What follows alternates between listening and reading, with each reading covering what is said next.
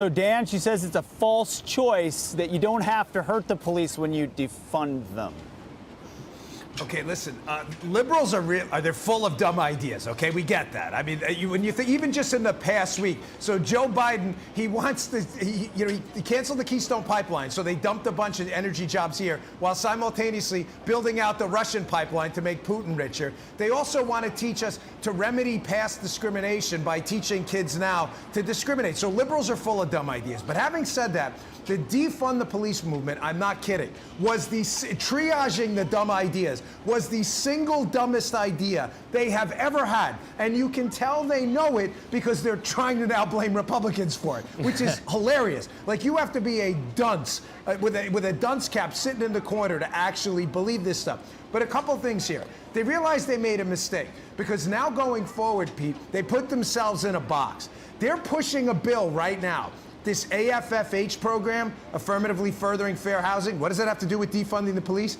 It will literally rip money away from localities if you don't put Section 8 type housing in the suburbs that will actually defund the police. They're pushing that right now while claiming the Republicans are doing this. And I confronted my guest last week about Unfiltered. How do you support that and then claim the Republicans are defunding the police? But this is going to be a disaster for them in the midterms because public safety is the one issue, guys, that hits you at the kitchen table. You can argue all you want about tax rates, but God forbid your kid gets mugged or your car gets broken into, that issue becomes personal. It bleeds for you right there, and they know they're in trouble. And the numbers back you up on this. Here's the percentage of people who support the idea of deploying more police officers into the streets. It's 77%.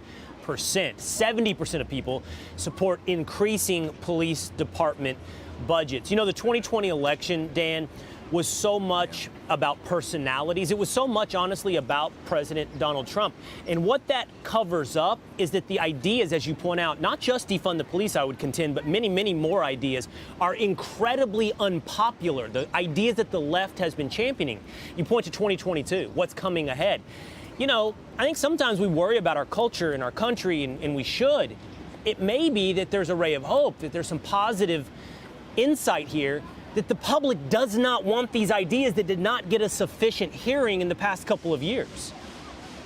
Yeah, and see, that's the thing about, you know, with liberal issues versus conservative issues. Some of them you see everyday kitchen table voters who, you know, they can't get lost in the wonkery. They have, you know, they have to go to work. They have to go to their kids' soccer games. If the tax rates go up a few, you know, points here or there, yeah, maybe it affects them. Maybe it doesn't. They'll catch their accountant at the end of the year. You know, they're paying it every week in a check. They barely see it's direct deposited. But that's not the case with this issue.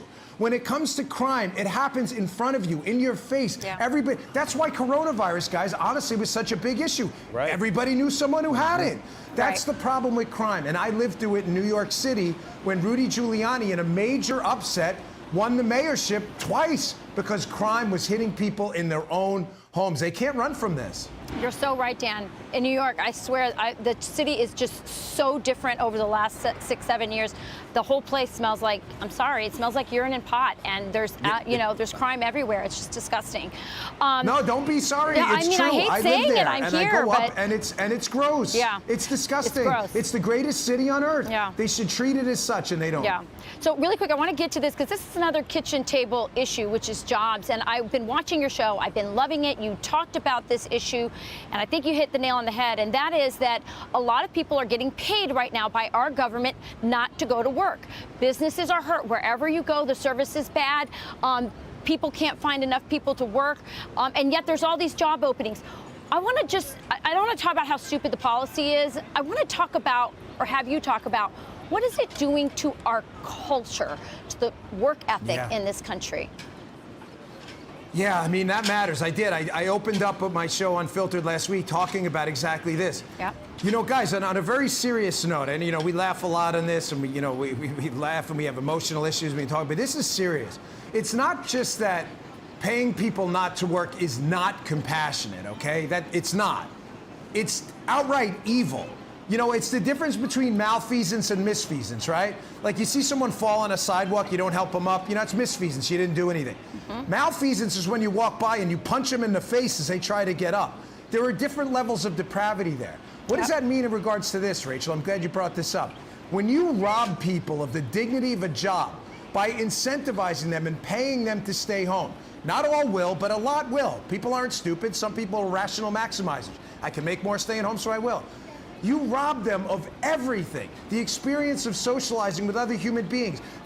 As Milton Friedman said, the ability to manipulate your environment and learn the value of work to produce something of value. Guys, listen, I cleaned mausoleums in a cemetery. I cleaned toilet bowls in a key food. You laugh all you want.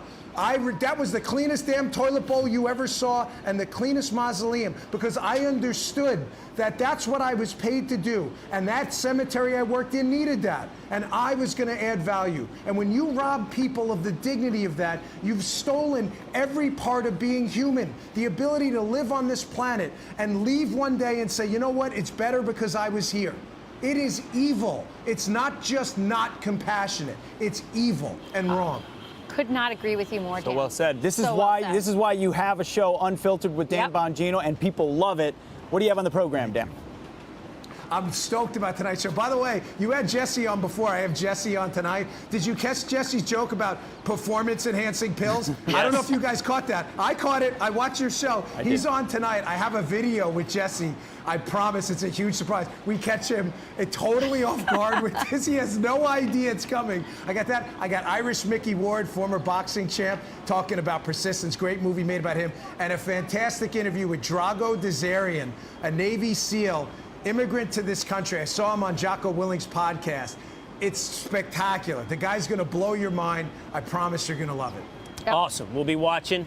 Thanks so much, Dan. Always Thank great you, to have Dan. you this morning. Thank you. Thanks, guys. Great talking to you. See you Likewise. next week.